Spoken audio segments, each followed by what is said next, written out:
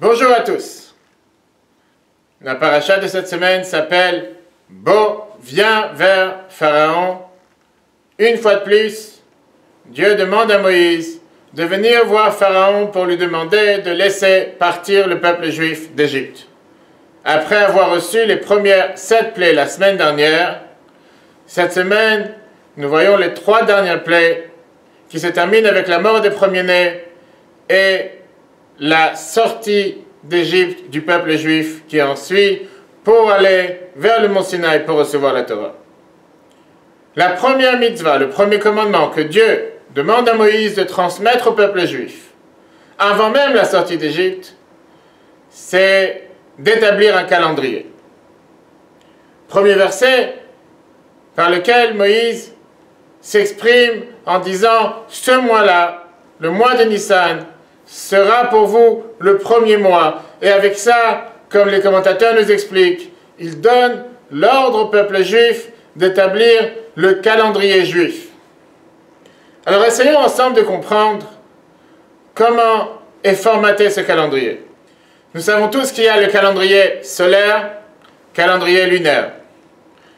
Le calendrier qui est basé sur le cycle du soleil et le calendrier qui est basé sur le cycle de la lune, combien de fois elle tourne autour de la terre. Et tout le temps que nous ne mélangeons pas les deux calendriers, tout va bien. Vient le calendrier juif, et là, nous avons un petit souci. Puisque la Torah nous dit qu'on devra baser les fêtes d'après le cycle solaire en fonction des périodes, la fête de Pâques, la fête de Pessah au printemps, et la fête de Sukkot à l'automne, etc. Alors que le calendrier en soi sera basé sur un cycle lunaire. Alors comment nous pouvons intégrer dans le même calendrier et le cycle solaire et le cycle lunaire? Le Rabbi, dans de nombreuses reprises, et particulièrement en 84, donna ici une explication merveilleuse qui nous enseigne justement ce paradoxe de devoir intégrer les deux cas. Dans nos personnalités aussi, nous avons parfois des personnalités lunaires ou des personnalités solaires. Dans notre comportement, dans la vie de tous les jours, parfois nous agissons comme le soleil ou comme la lune. Et pour utiliser d'autres termes, la différence qu'il pourrait y avoir entre la consistance ou la créativité, le changement ou bien rester ce qu'on aurait pu appeler à l'ancienne. Vient la Torah et nous dit que la base du calendrier est basée sur la lune. D'ailleurs, le peuple juif est comparé à la lune.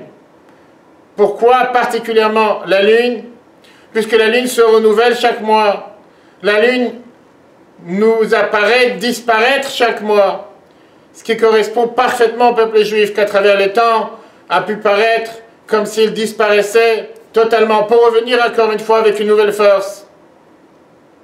Et chaque mois de nouveau, une nouvelle lune avec un nouveau commencement, un nouveau début. Ce qui caractérise la fraîcheur, l'innovation, les nouveautés, le rafraîchissement. Mais vient la Torah et nous dit on ne peut pas agir seulement avec tout ce qui est la nouveauté, la fraîcheur. On a le devoir de synchroniser avec le calendrier solaire.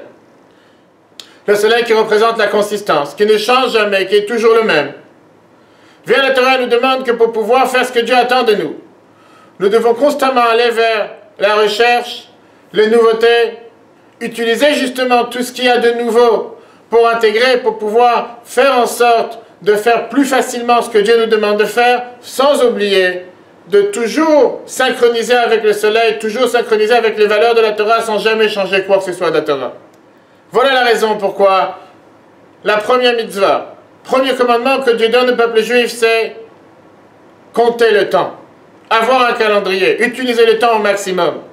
Ne pas simplement voyager avec le temps, ne pas juste utiliser le temps, mais élever le temps. Élever le temps en le rendant un moment sacré, un moment utile, un moment constructif. mais ne pas se suffire à utiliser le temps de cette manière. Ne pas oublier que notre calendrier doit être avec l'esprit lunaire et l'esprit solaire. La consistance, mais aussi tout ce qui est l'innovation et la nouveauté. Et ça, que ce soit dans la vie personnelle, dans la vie de couple, l'éducation de nos enfants, dans la société en général, dans la pratique de la Torah et les mitzvot, chaque jour, chaque instant. Très bonne journée à tous et à la semaine prochaine.